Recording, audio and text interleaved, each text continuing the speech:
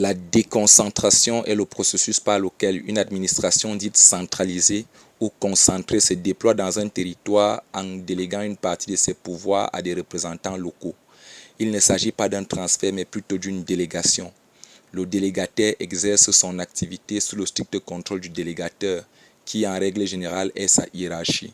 Retenez bien la notion de délégation car nous y reviendrons.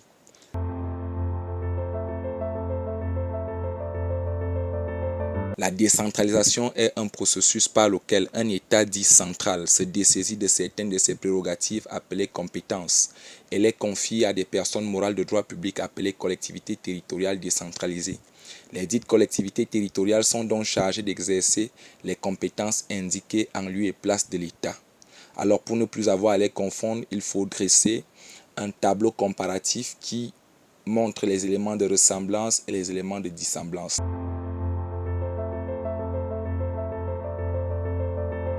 Commençons par les éléments de ressemblance. Élément numéro 1. Déconcentration et décentralisation sont tous les deux des éléments d'aménagement de l'État unitaire. La décentralisation territoriale au Cameroun est solidaire de la déconcentration. À chaque arrondissement correspond une commune. Le découpage de la carte déconcentrée se superpose donc au découpage de la carte décentralisée. C'est ce que nous appelons un processus bivalent. Élément numéro 2. Décentralisation et déconcentration visent tous une administration de proximité.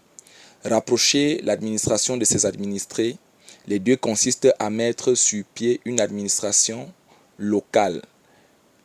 Administration locale, délocalisation de l'administration.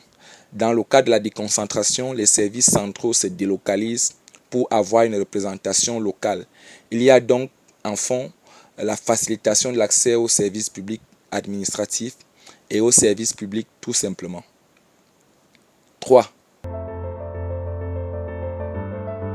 Au regard des deux premiers éléments que nous avons indiqués, la déconcentration et la décentralisation, puisqu'elles visent à rapprocher l'administration des administrés, apparaissent tous les deux comme des éléments de bonne gouvernance. Un État fortement déconcentré, lorsqu'il est bien gouverné, à quelques exceptions près, peut avoir de bons résultats sur les questions de développement.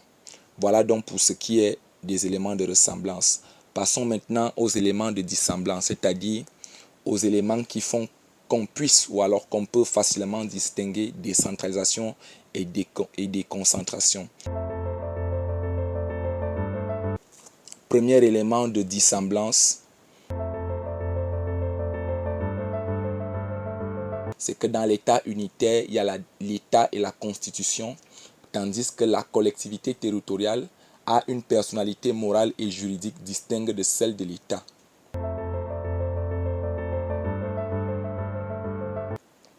Deuxième élément de dissemblance, deuxième élément de différenciation, nous avons parlé de la délégation tout à l'heure et voici nous y sommes. Ici dans la délégation, les autorités déconcentrées agissent au nom de l'État. Elles représentent les institutions centrales qu'elles se contentent parfois de dupliquer au niveau local. Les autorités déconcentrées veillent à l'application des directives du pouvoir central.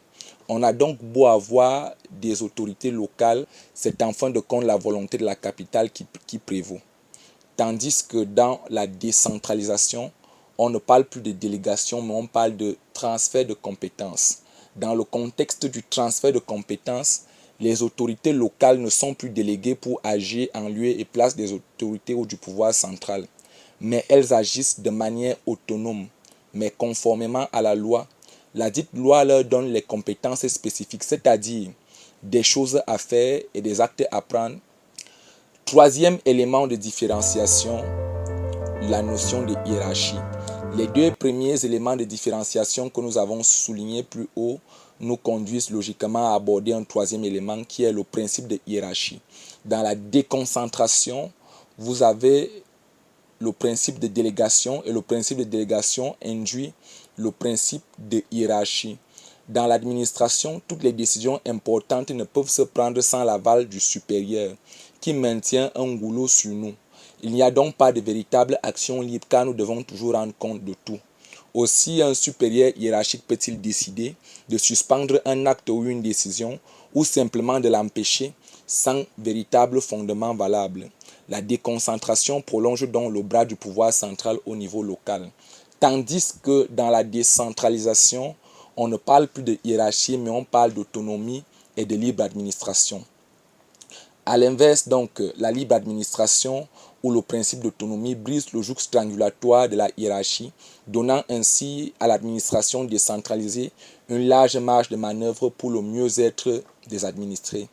On parle donc plus de hiérarchie, mais on parle plutôt de la tutelle. La tutelle exerce simplement un contrôle de l'égalité. Ici, l'État ou alors le représentant de l'État vérifie que les actions posées et les décisions prises sont conformes à la loi et aussi qu'il n'y a pas de contradiction avec la politique que l'État entend mener.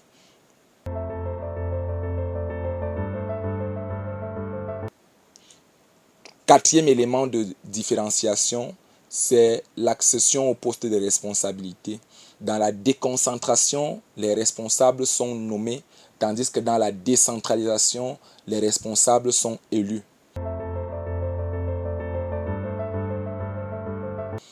Cinquième élément de différenciation, les actes de gouvernance. Dans la déconcentration, nous avons une gouvernance fortement centralisée parce que, comme nous l'avons dit tout à l'heure, on a beau avoir des autorités locales, mais ces autorités locales sont choisies en fin de compte par les autorités centrales, par la capitale. Et les actes qui sont pris par ces autorités sont des actes unilatéraux, c'est-à-dire qu'un responsable d'une administration déconcentrée décide de manière unilatérale, tandis que les décisions des autorités décentralisées sont parfois soumises à des délibérations. C'est le cas de la commune où les décisions importantes passent par le conseil municipal. Voilà donc quelques éléments d'appréciation qui pourront vous permettre de distinguer aisément décentralisation et déconcentration. Voilà, c'était tout pour cette vidéo. Si vous avez aimé, mettez un pouce bleu, partagez et n'hésitez pas à vous abonner. À très bientôt pour une nouvelle vidéo.